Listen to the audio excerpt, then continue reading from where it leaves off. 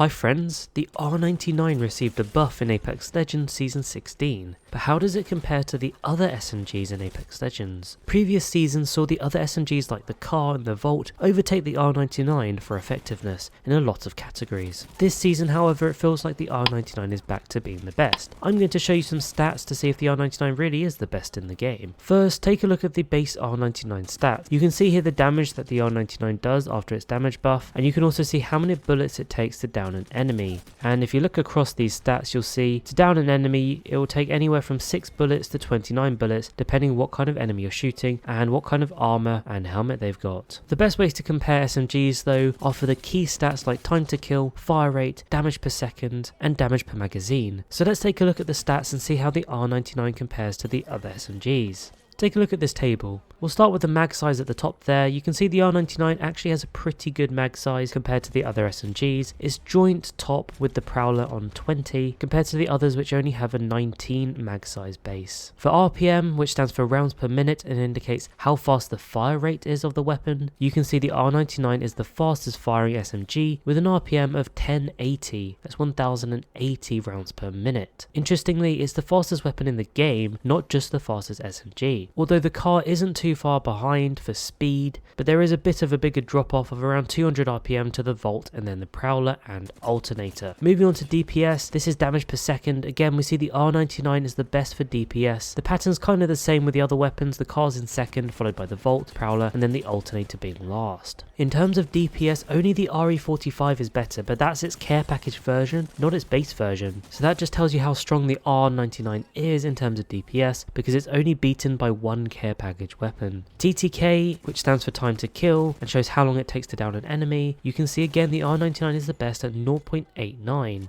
Again, the pattern seems very familiar, with the Car being in second place, followed by the Vault, the Prowler, and then the Alternator. The R99 again has the best TTK in the game, this time being better than the care package RE45 and any other gun in the entire game. Let's look at the last two categories together. We have damage per bullet and damage per magazine. This is where it changes up a little bit and sort of gets interesting because you now see the Alternator jump to the top, and the Alternator has the highest damage per magazine as well as the highest single bullet damage. This is then followed by the Prowler and the Vault, joint at 15 damage per bullet to the body, and then the Car with the R99 in last place having the lowest damage even after its damage buff. And this translates to the Alternator then having the best damage per magazine, even though it has a smaller mag than the R99 and Prowler as a base. Because of its larger damage per bullet, it therefore has a larger damage per magazine. The Prowler has the second highest damage per mag, followed by the Vault, then the Car, and in last place the R99. So in essence, this means you can deal more damage in one magazine with the Alternator than the R99.